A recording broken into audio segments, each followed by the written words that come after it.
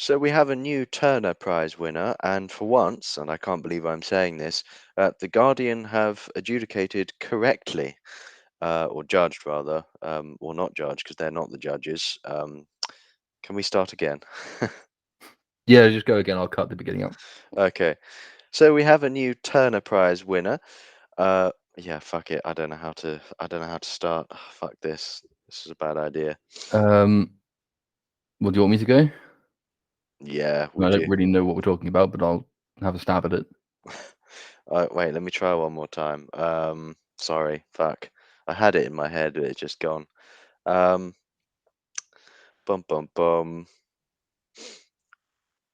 So we have a new Turner Prize winner, and for once, and I can't believe I'm saying this, The Guardian has a particularly based verdict on the winner.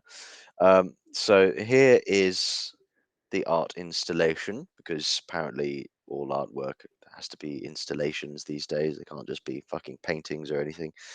Um, Here we are. This is a sort of model of a pub. It's in Northern Ireland. It's festooned, as you can see, with activistic slogans. It looks like the beginning of Stonewall here. We've got a random lady, of course, wearing a face mask here. Sans pint, as we'll see, and proves to be relevant to the terrible review that Jonathan Jones in The Guardian has given it. So, um, salmon farming may be ecologically sleazy, community fellowship on the streets of Cardiff a good thing, sound systems a radical subculture, and neurodiversity in need of understanding. But the most important good of all is anti sectarian, pro diversity activism in Northern Ireland. I can't tell if he's being sarky here. I hope so. The judges have recognized warm and fluffy protest artists Array for their hopeful and dynamic artwork. Why does all artwork nowadays need to be dynamic or subversive? I don't know. It's hard to see this as a purely artistic victory, and here begins the baseness. By only shortlisting collectives with strong social messages, this year's prize has put aesthetic achievement pretty low on its list of values. This is really ironic coming from the Guardian, though. I mean, it says something about how bad this fake pub actually is. That it's too woke even for the Guardian. That is an Yes. achievement of a kind. But it is also ironic coming from the Guardian, given that the Guardian itself does this all the time.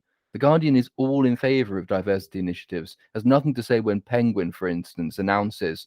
Was it Penguin? I think it was Penguin. Random House, when it announced that from now on its priority is going to be representation over artistic merit when it comes to choosing what to publish from authors. So it's going to prioritize shit authors who are black as opposed to good authors who are white in the name of anti-racism, obviously, as all of these things are.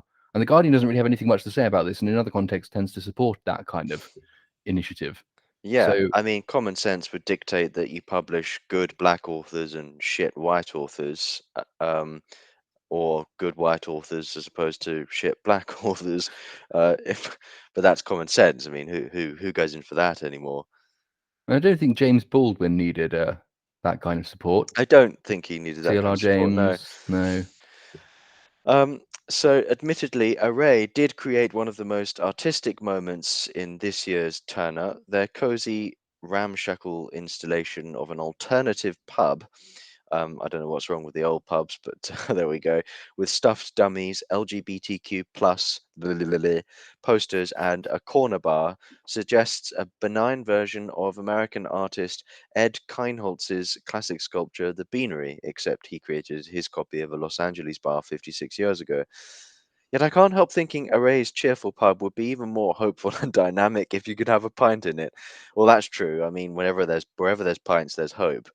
Uh, this is only an impressive artwork in the context of this year's dry and at times utterly amateurish Turner.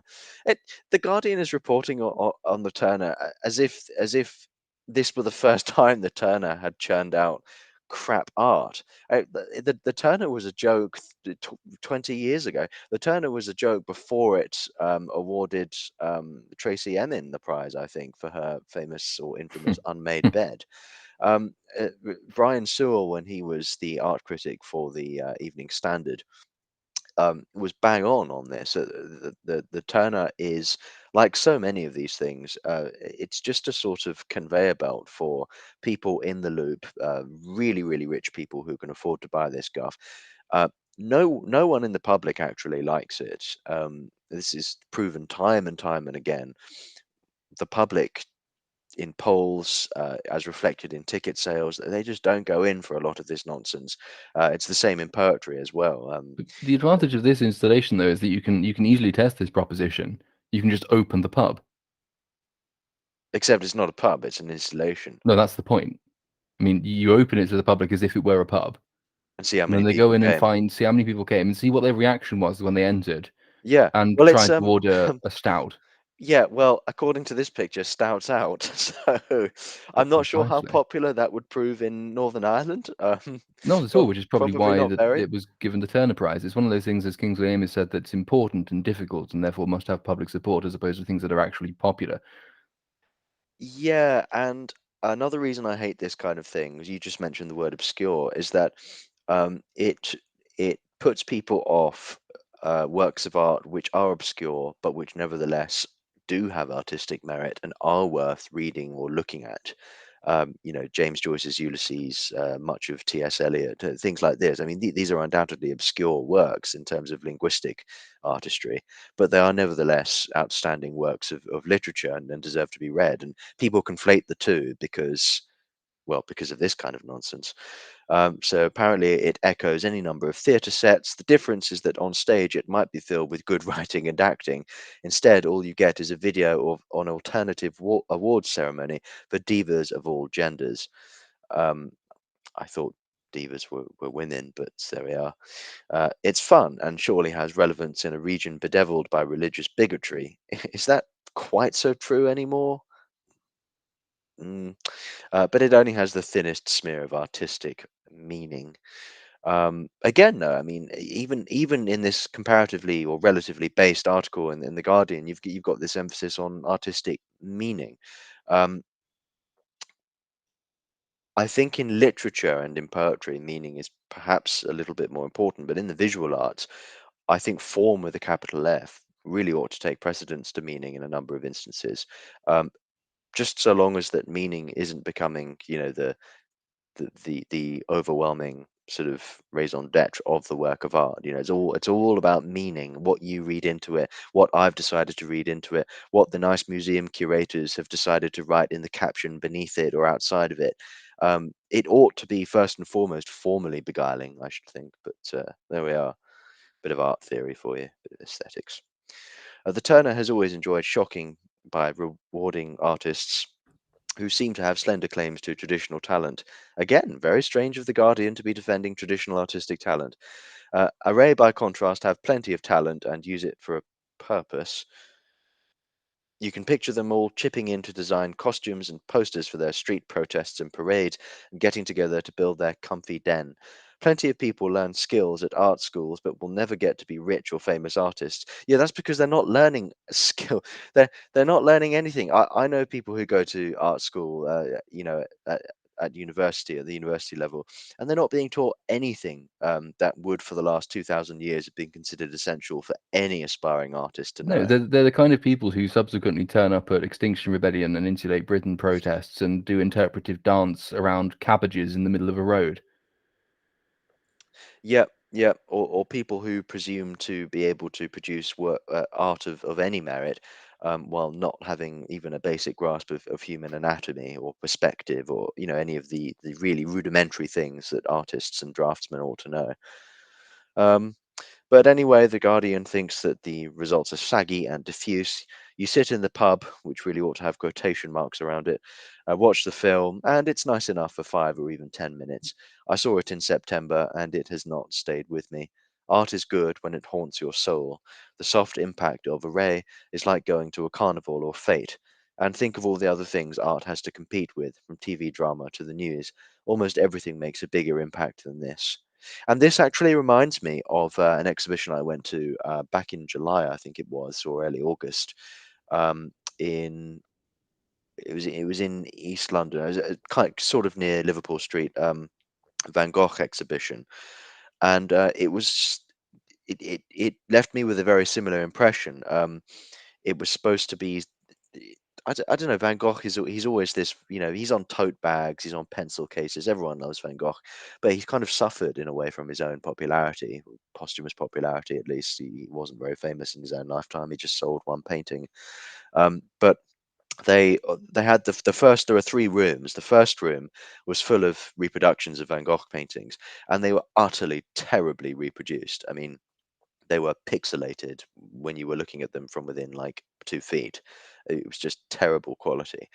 And then you went into this huge kind of chamber where there were these deck chairs, like sun chairs, that you would lay on the beach, with hundreds of more or less identical hipsterish people sitting there nattering, and projected on the walls all around you was this really weird sort of LSD trip style Van Van Gogh art, but it was only vaguely related to Van Gogh. Like a few of his artworks popped up, but otherwise it was just weird psychedelic music and spiral patterns. And then for like 10 minutes straight, his face would pop up and different, between the columns of a sort of decaying cathedral.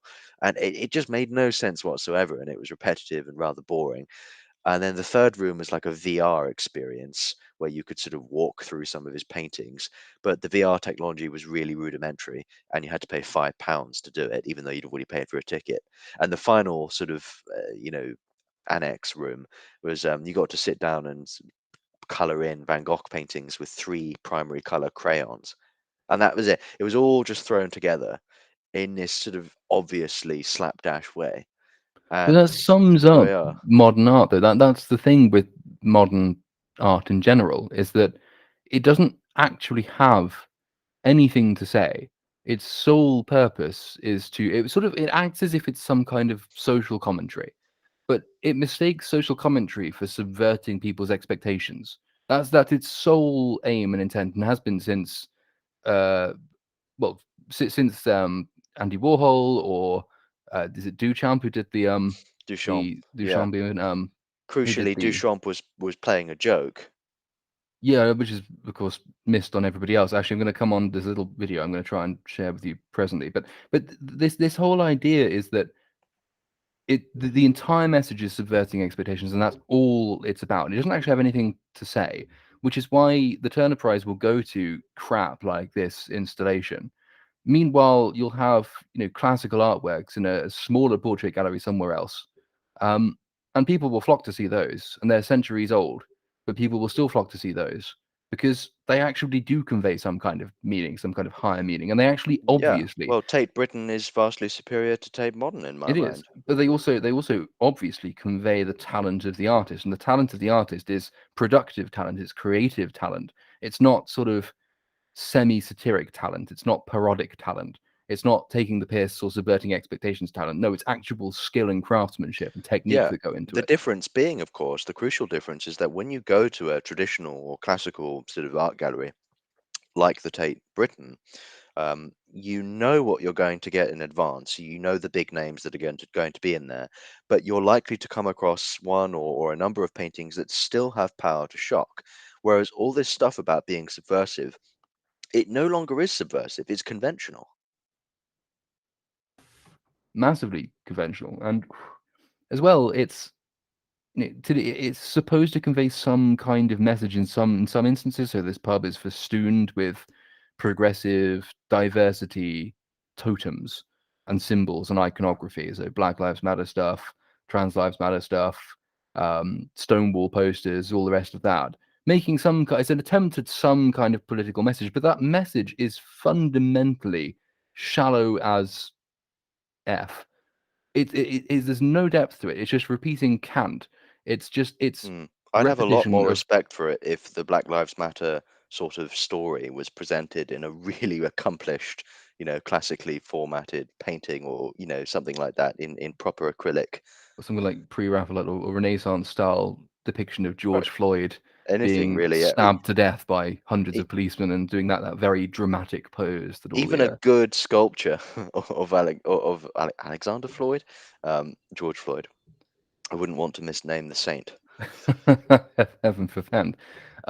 There was, if I may. I mean, is there anything else you want to go through in this? Because there's a quick little video which I'm going to try and Yes, it's right at the end here, so we should just finish up. But sure thing. So, giving the prize to Array makes sense in the terms this jury set itself, and it will probably save this year's Turner, the most critically panned in its history, further shame. I'm not sure how, given the preceding article. An installation of a subversive pub is something that looks like Turner Prize art. But where does this award go from here? The Turner no longer seems to have anything to do with the best art to be found, or art's future, or anything except a set of rules that the Tate keeps rewriting and only a handful of curators care about. When did it last have anything to do with any of those things? Well, exactly. The limits of Array are as obvious as their virtues. I support their cause, why wouldn't I? And they give a whiff of creativity. But this is a cultural cul-de-sac. We're being told by the Turner to admire contemporary art in the patronizing and supportive way we'd praise a bad school play. Um, except, of course, that in a school play you're dealing with infants who probably haven't reached the age of reason and don't know any better. No, but And they put in this, some hard work to learn their yeah, lines, at it takes least. a lot of effort to be a tree at There's the age more of 6. talent and creativity involved in being a sheep or a lobster in a nativity play, for instance, or any of Yeah. those other random animals they keep throwing in now because there are too many kids and too few roles. Well, think about how many stellar King Herods there have been over the last 20 years. I always thought having children, especially young boys, play King Herod was a superb piece of irony. But Yes. Uh, this sort of got me thinking. So there is. I'm going to try and share yes, this. I'm go on. hoping this is going to work. It might not. If it doesn't work, I'll tell you what it is anyway. And let me pull up the right one. Should be this one. If this doesn't work or if it doesn't play, then I'll tell you in advance what it is. So this is gonna you'll be able to see it, I hope, and I'll cut the video in. But this is in Afghanistan shortly before we voluntarily yeeted ourselves, and this is an attempt to teach Afghan women about the virtues of modern Western art.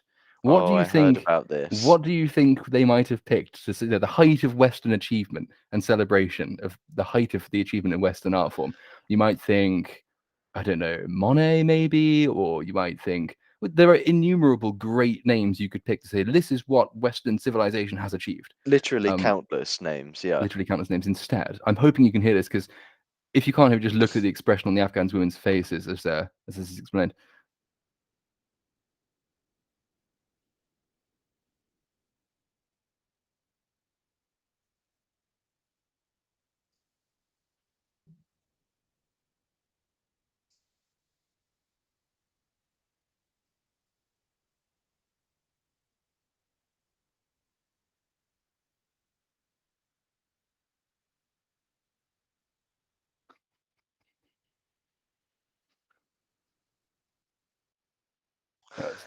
Seems to feel itself.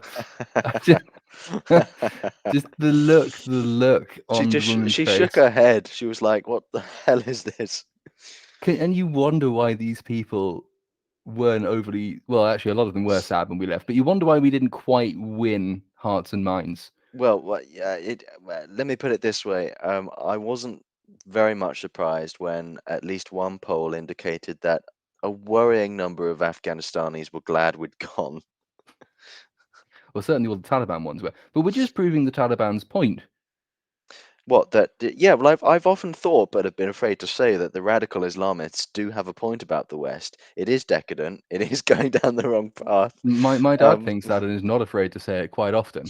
Yeah, they have but see, this is where, and I don't mean to end on an entirely divergent sort of train of thought, but it does immediately present itself, which is that being a Christian as I am, and as Morpheus says in the Matrix, when he's asked Quoting when scripture he's here. still, not everyone believes what you believe, Morpheus. He says, my beliefs do not require them to.